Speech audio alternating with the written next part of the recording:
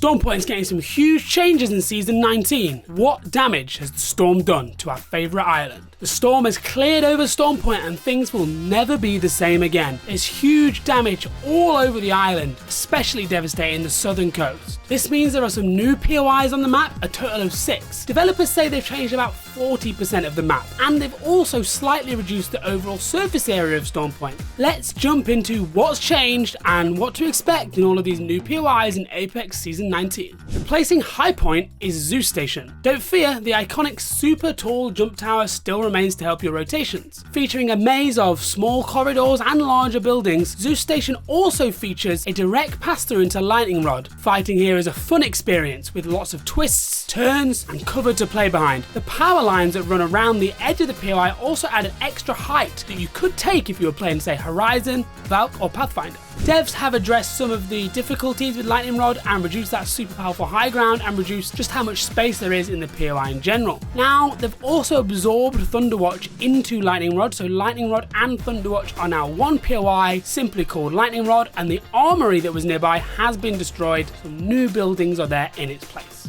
Right in the middle of the map is what became known as Jurassic or Jurassic Park. That has also been changed. Prowlers no longer exist here. There are not a lot of prowlers on the map anymore, and there are some structures and some buildings here that enable fighting, and this makes the middle of the map feel like somewhere you don't mind being rather than somewhere that you're desperately trying to avoid.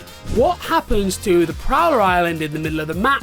Well, that is now a new POI of its own called Ceto Station. This is a collection of a lot of small buildings and rooms with one sort of taller tower-like building which can be played around as well. This POI is right in the middle of the map, it has zip lines, it has a lot of verticality, and it is sure to be a very popular hot drop location in pubs and a strong place to land in ranked if you want to be in the centre of the map and rotate quickly to the zone. Replacing Antenna, the pylon is finally here. This is the long-rumoured Watson Town takeover, and it is finally in the game. The pylon is essentially a large 3/4 of a circle building, quite a large corridor, and it also has a couple of layers that you can reach by zip lines. This creates some interesting combat situations where players can hop between floors, they can use zip lines, they can sweep their way through the building. There's a charge tower directly in the middle, which is the first charge tower we've seen on Storm Point ever. Devs also are very keen to point out that because this is a Watson Town takeover, there are a lot of little hidden Easter eggs and references to things, especially her relationship with crypto. So when you're dropping in Season 19 at the pylon, keep a lookout for what you can find.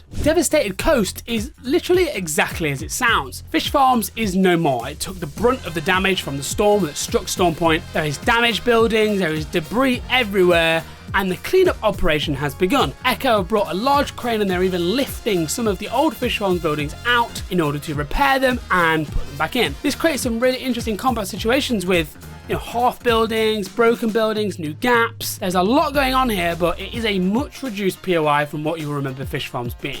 Now, with Echo cleaning up Fish Farms, they need a base of operations. Echo HQ has replaced where Gale Station used to be.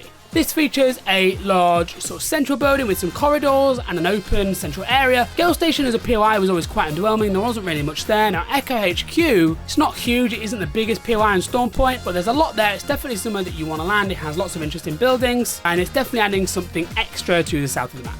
The broken ship over at what was known as Shipfall on the south of the map has been blown away into the water. Now, replacing this is the all-new POI Coastal Camp. This is a small semi-walled compound featuring a few of the buildings that we've seen on Kings Canyon and at Down Beast. The ship has been blown into the water behind the POI, and there is no more of the Prowler Islands or any of that extra space at the south of the map.